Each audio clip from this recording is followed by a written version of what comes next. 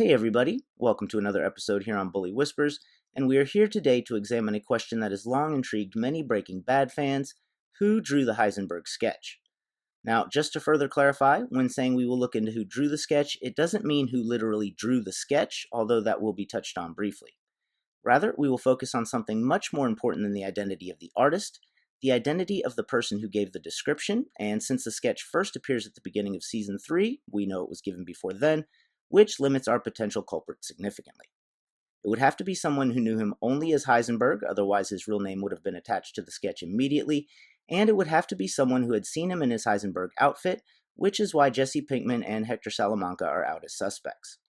So in this episode, we will work our way through the usual suspects, starting with Jesse's crew, Skinny Pete, Combo, and Badger, before moving on to Tuco and his boys, No-Doz and Gonzo, and then ending with some very overlooked aspects of an often overlooked fact, which bring a surprising and rarely spoken of suspect into play, and of course let me know who you think did it down in the comments.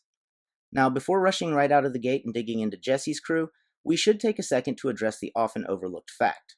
There are two different sketches. The one that Hank has at the end isn't the same one that we first see. Of course, in and of itself, this doesn't mean anything, but some of the differences between the two may prove to be significant later. Also, both sketches were first seen with the cartel. However, it's important to keep in mind that just because we see it with them first doesn't necessarily mean they had it first. With those things in mind, we move on to Jesse Pinkman's crew, and only one of them seems to have ever been in a position where they would have to give a description. After being blinded by the white, Badger was arrested by the Albuquerque police, not the DEA, and was brought in for questioning.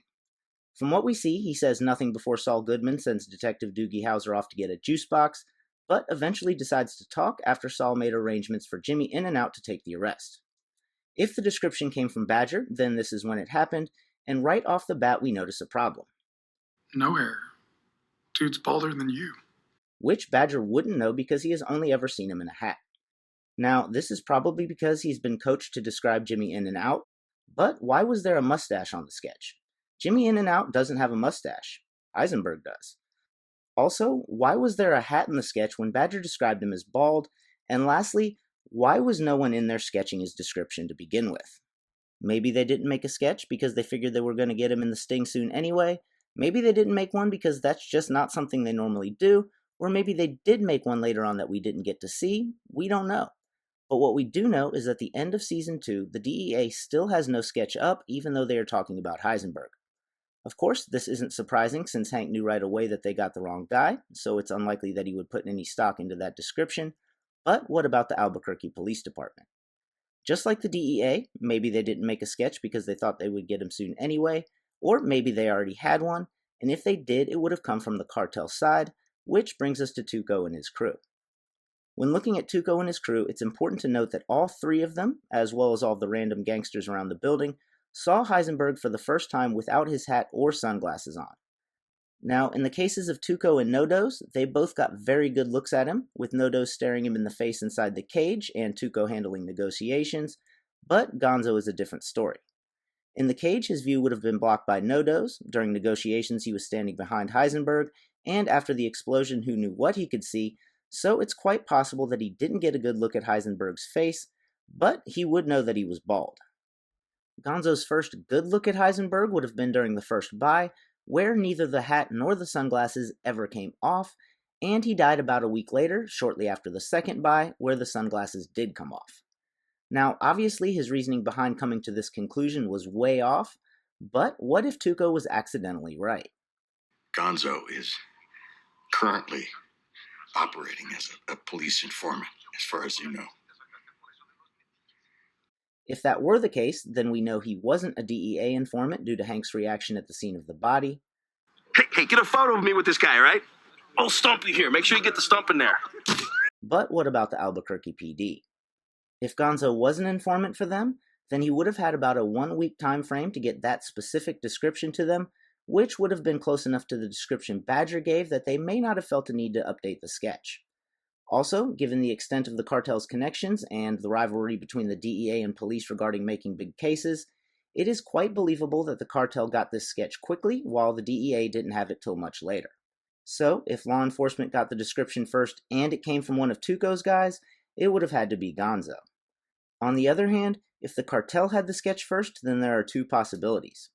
Either both sketches were by the same artist, which is likely considering how similar they are in style, in which case it would have to have been one of the twins, but that begs the question, where did they get the description, which we will get into in a bit. The other possibility is that there were two different artists, which seems much less likely due to the style, but differences in the glasses and type of paper used make it a possibility. The first sketch that we see on the Mexican side of the border was clearly drawn in a spiral notebook, like it was done in a bar or something, whereas the second one, which was on the American side of the border, looks like it was done on actual sketch paper. But either way, the description for both obviously came from the same source, and if the cartel had it first, Tuco would seem to be the obvious choice. Quick side note, Tuco was never in Mexico during the time between his meeting Heisenberg and his death, nor were the twins in the US, so Tuco couldn't have drawn that picture from the beginning of Season 3 unless he sent it to them by snail mail. That being said, we do know that the twins were coming up from Mexico to take Tuco and Heisenberg back down there, and hopefully Jesse can fit in the trunk. This communication between Tuco and his cousins would have taken place before Tuco knew Heisenberg's real name, and likely would have included a description of the guy. However, as we established earlier, Tuco got a good look at Heisenberg the first time they met, and a decent one the third time, so it's unlikely his description would have him all covered up in a hat and sunglasses. Now, it's at this point that we seem to have reached an impasse, but if we let go of two assumptions regarding the sketch, then a new suspect emerges. One assumption is that the sketch was drawn based on a description from a first-hand account, and the other that it was initially intended to be accurate. So, who is it that would not only be in a position to hear a first-hand account, but would also have close enough connections to both the cartel and law enforcement to get the description to either side? While you take your time and think about that, I'd like to take a second to look at the Spanish music video that starts the episode Negro y Azul. This video is the first time that it is mentioned that Heisenberg is now infamous in Mexico, but they don't really know what he looks like, and throughout that entire video, other than the band, they only show one person's face clearly, and that's Tortuga's. Twice. In fact, right after the second close-up they sing, talking about some Heisenberg who owns the market now. Tortuga works on both sides of the border and has connections with law enforcement as well as with Mexico, specifically Juan Bolsa and the Salamancas, which means he probably knows and talks to Tuco, but why would he get such a vague description? Unlike when sending reports to the cartel, where Tuco would probably be as accurate as possible, a conversation with Tortuga would probably sound closer to two people exchanging crazy gangster stories, in which case Tuco is more likely to go for the dramatic than the accurate. So, as we've already established, Gonzo is the only person who, for a brief window, this would be the best description they could give, and he doesn't seem high up enough to be talking to Mexico directly. Even if he was, or any of Tuco's other random gangsters for that matter, there is no way they wouldn't have went to Tuco to follow up where they would have gotten a better description. Given those facts, there is only one person who would have given that specific description to either side that I can think of, and that's Tortuga. And do you know why they call him Tortuga? Because he is a huge Entourage fan. Well, thanks for watching this episode here on Bully Whispers. As always, like, comment, subscribe, and I'll see you at the next score.